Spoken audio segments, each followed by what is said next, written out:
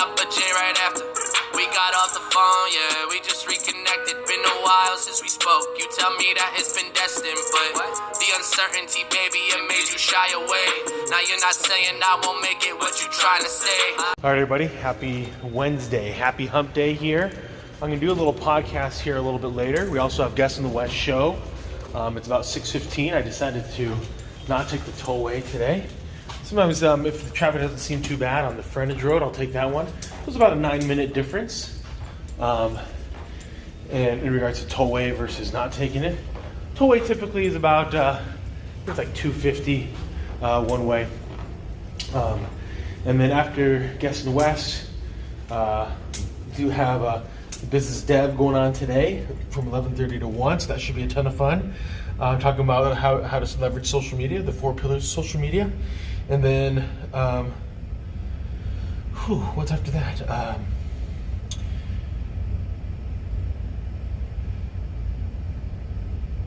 And then I think I have a meeting with either Max or Peter, so should be a busy day. Let's go. All right, here we are in the conference room. Just is a little bit easier to come into here to get things all situated. So running through emails real quick. Again, check out how things went yesterday with the team from a results perspective and also activity. And then gonna get prepped for the 8 o'clock. Just need to print off actually a calendar. So pretty easy to prep. I got here at Now Media. It's about 7:40. So for the next 20 minutes, I'm gonna get some of the video content that I wanted to out. Putting together some thoughts on teaming is really what it's coming down to. So one of my agents hired on staff, so I want to talk about the do's and don'ts, best practices, some of my thoughts when it comes to teaming. Let's go. Okay, here I are a little bit early Wednesday morning, want to talk about teaming. So one of the things to number one understand when it comes to teaming is that a lot of times you can't pick ultimately who's on your team. Now I'll give you from a familial perspective, you can't choose your parents, but you can choose the person that you want to spend the most amount of time with, whether it's a spouse, significant other, a partner, however you want to classify that individual. But when it comes to children and their personalities, yeah, sometimes they're a little bit like you, but other times they kind of come a little bit predetermined. There's a little bit of the debate between nature and nurture, right? So is it your genetics, is it your genes, or is it how you're raising everybody? So a lot of times the children that you have, they come a little bit programmed on what they want to do and where they want to go and their different attributes. And so think of that then from the workplace. You might be an entrepreneur, and you might hire people, you're interviewing everybody, but ultimately it might get to a scale all of a sudden where you've now given that control to somebody else, a recruiting department, a staffing firm. And so all of a sudden now you have a team that wasn't completely 100% built by you, and now here's where you are. Or you're an employee, and so this is kind of the context of that. So the first thing to get in your mind, first principle, is that you don't ultimately choose your team. The team is created, and now you got to figure out how to make best use of each other's talents and also everybody's weaknesses. And so great book, From Good to Great. Jim Collins talks about how you want to have the right people on the bus, right? So the bus being your business, right people on it.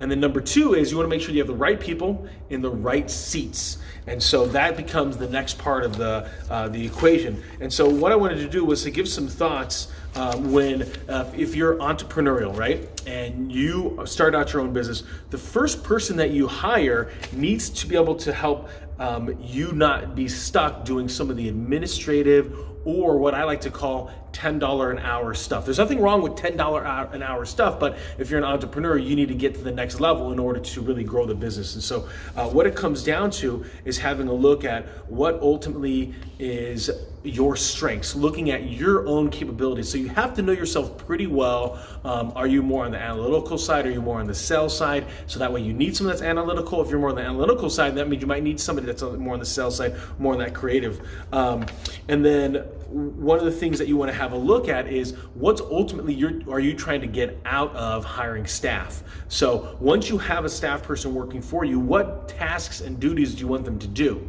Now it's a lot easier to have the approach of I'm going to take a little bit longer to hire someone versus hire quickly and then fire late, right? So it's hire slowly, fire quickly.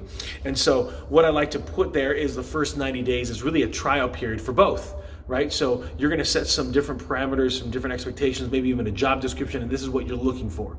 This is what you want to get accomplished. And then you start putting like practice, from interview and the whole onboarding process to now they're here. And so looking at how are he or she, how are they doing at their job and their responsibilities. And I like to have, hey, first week, let's check in. Was there anything that I told you that I would give you that you don't have? Number two is, in our conversation, is there anything that you need from me to help you be successful? And number three is, how are you feeling about everything? And that way I can check in. So then after the first week, check in again the second week, check in again in a month. So let's say they get hired January 1, just because from a simplicity perspective. Then I follow up with them on January 8th, follow up with them on January 15th, similar questions. Is there anything that we talked about in the interview process that I haven't delivered on? Number two, what do you need from me? And three, how are you feeling about things that are here?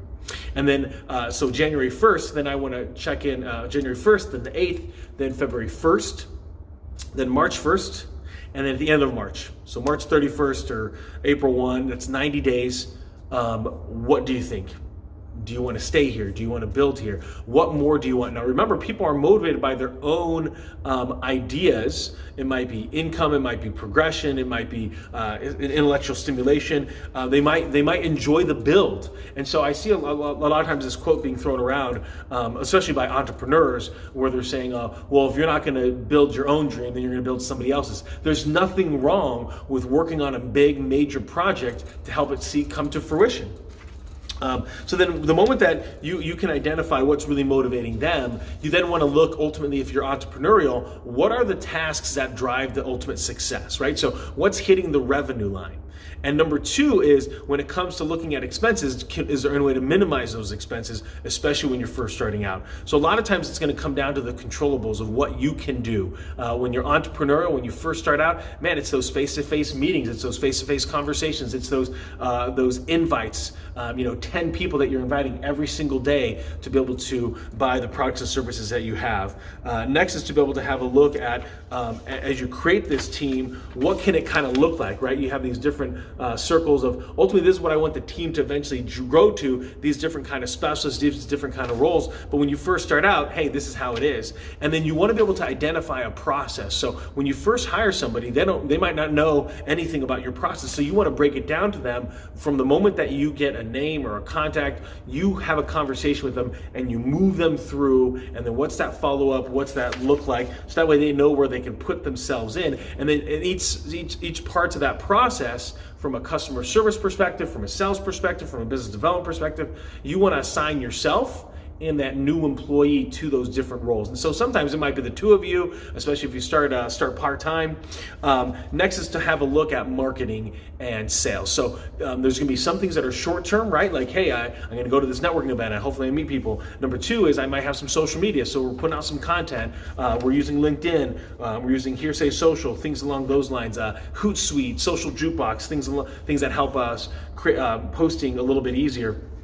But then what can you be doing to be able to harvest all those connections? Remember, it's not about the content, it's about the engagement. It's not about the quantity of followers or likes. It's about the quality of your engagement and their engagement, right? Are they making comments? Are you responding back? Or are you getting involved in what they're posting?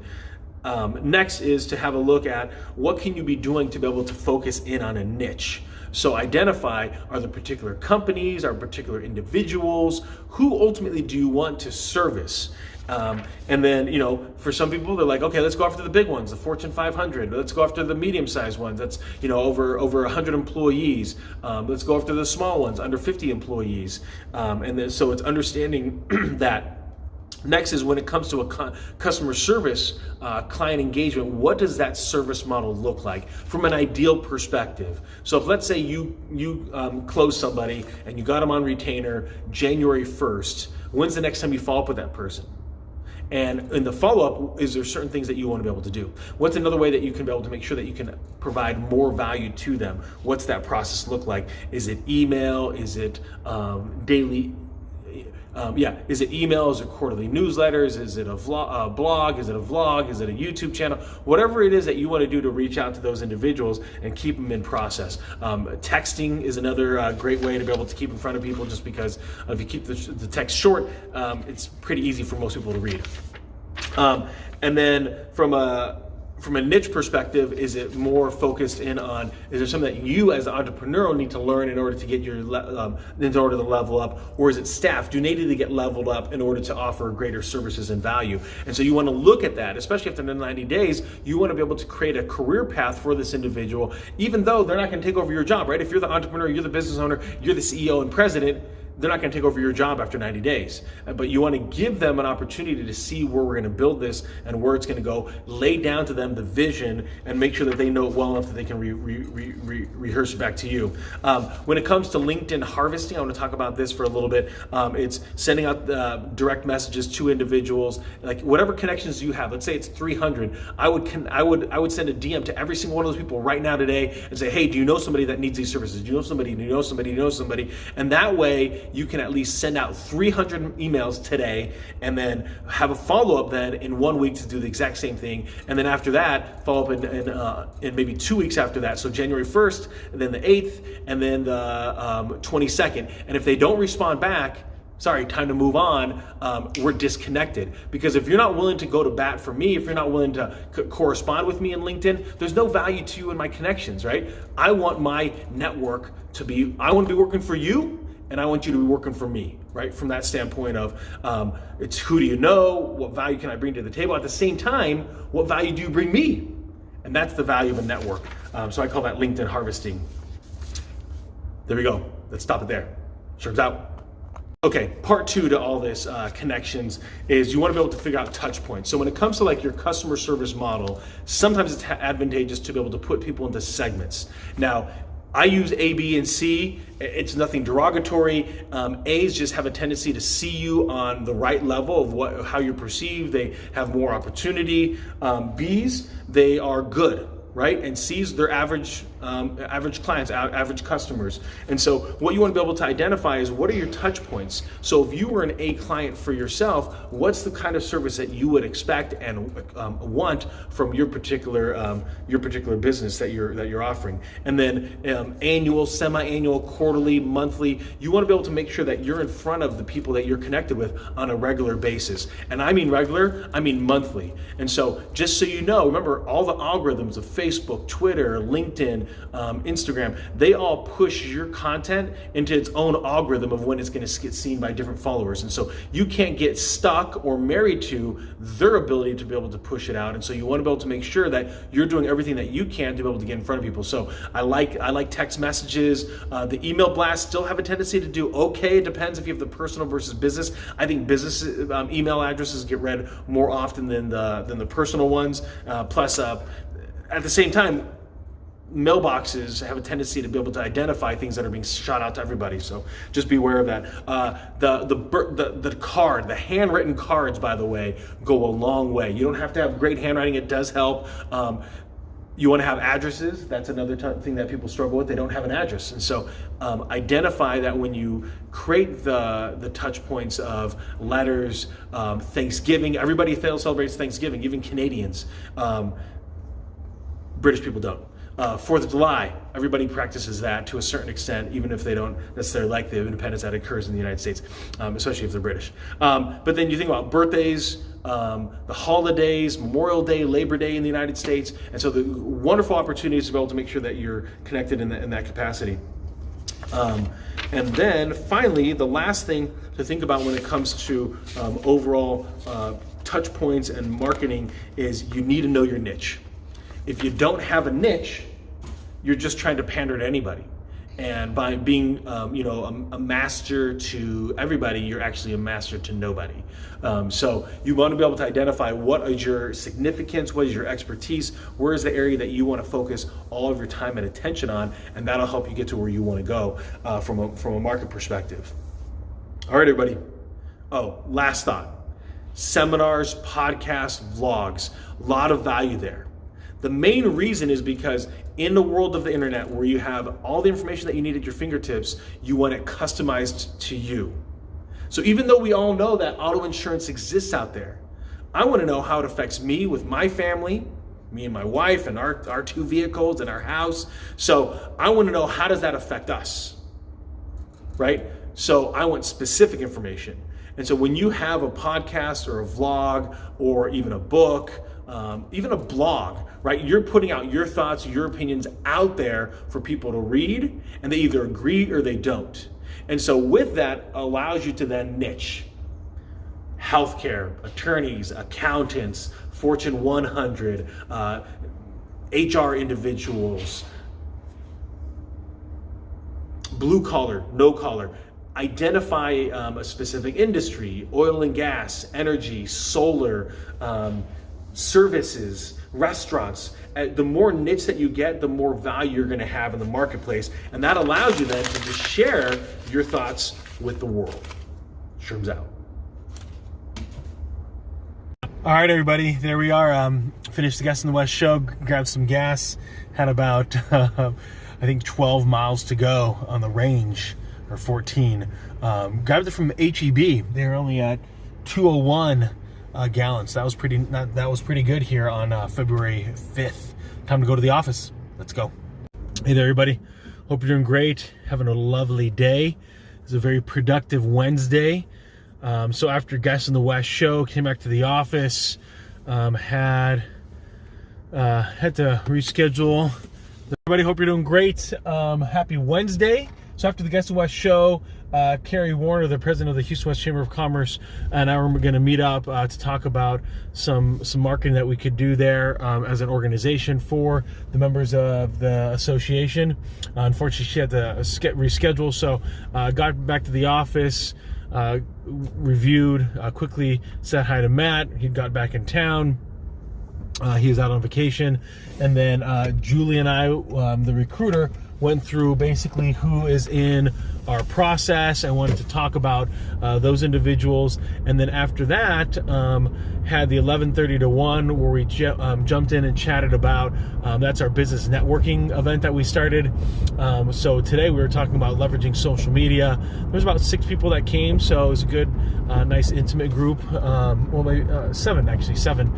And had a great conversation with them, and then had a 1 o'clock conference call, 1 to 2, and then did some one-on-one coaching with Max from 2 to 3, and then from 3 on to about 5:30, just got all in on reaching out to people. There's a local bank that has ended up letting everybody go, and so wanted to reach out to everybody there. So we went on to LinkedIn, found the name of that company, and then it says like how many people are on LinkedIn with that company. Boom, I hit that, filtered it down to just Houston. There's 10 people, and then shot them all DMs in LinkedIn or direct messages. And some of them I'm already connected with, or I think 2 or 3 of them already connected with, but then 3 or 4 I wasn't. And then also Julie, the recruiter, was in the office with me. I had a phone call with Adam, who's a coach, so I'll reach out to my network and introduce him to Matt at our office, and also the guy over at another organization, and see if I can, help him out as he continues to build a network down here in the Houston area. So a very productive day. Ended up leaving around 5:30 or so, and got back home around 6:11. So actually cut off 4 minutes of time. And it's a little bit cool today, so it's let's see what the temperature says out there. 46 degrees. So I know for some people that's pretty cold here in Houston. For other parts of the world, that would be a nice warm day. I know that's how I felt about it when I was in Wausau. When you're always going upwards, it was always a good thing. But when you're at the bottom of negative 20, then yeah, going to 40 degrees is a 60-degree difference. So it does feel much different. So that is that's our Wednesday, and tomorrow have. Going to sit on Ryan's class, and then another office day. So I will take some time to take one of the agents out, and we'll go visit one of my 2 of my contacts. So hopefully we can generate some good things. Sherm's out. All right, got here a little bit early for the Guest in the West show.